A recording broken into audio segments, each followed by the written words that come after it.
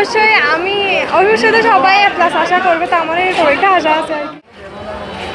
এখন থাকবে নাকি?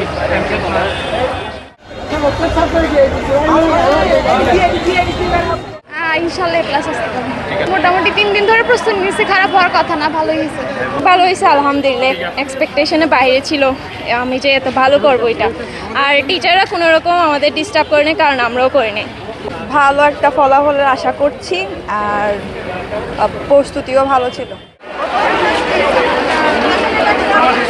আলহামদুলিল্লাহ অনেক ভালো হয়েছে।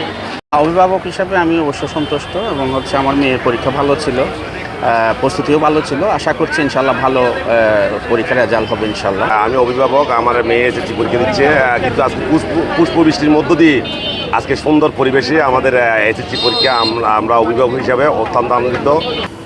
1330 জন পরীক্ষার্থীর মধ্যে 1311 জন উপস্থিত আর 19 জন অনুপস্থিত।